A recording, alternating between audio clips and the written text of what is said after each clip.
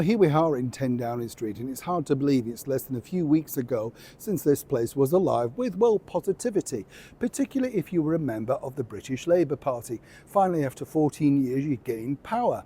And there was that very famous line, wasn't there? The grown-ups are now back in the room.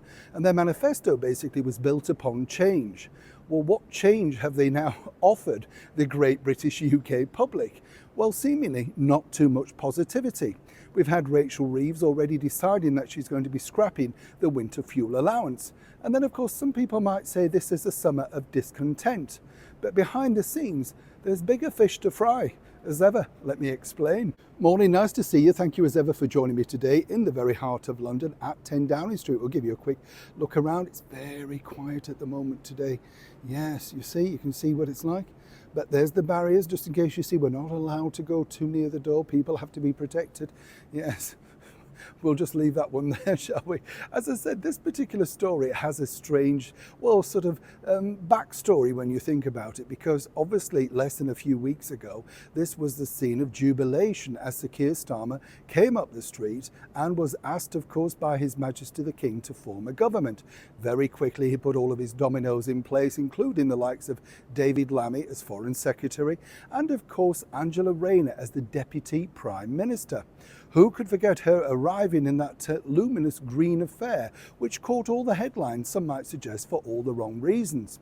But it gets more interesting than that, because as now Sir Keir Starmer, the current British Prime Minister, is facing, some people might say, his very first major crisis, which of course at the point of recording this is not going particularly well. Well, he has another problem on his plate.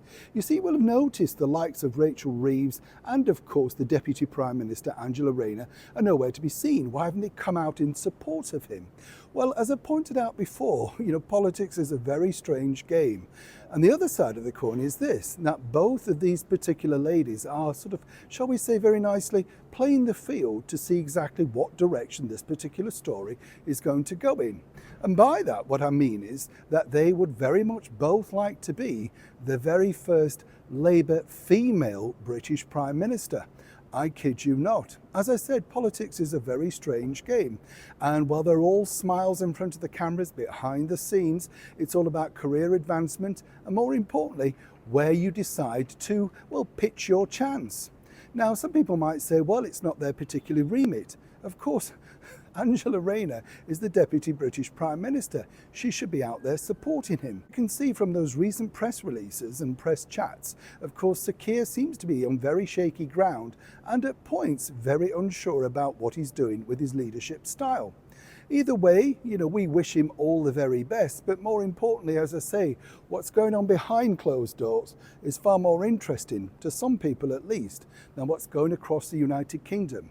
And never forget, with politicians, they always have the eye on the main prize. Now, whether they deny or confirm it, either way, both of these ladies would very much like to see themselves as the very first female British Labour Prime Minister. If Sir Keir Starmer thought he had problems with what's going on across the country, perhaps he needs to look a little bit closer to home. Neil Shaw, 10 Downing Street, London.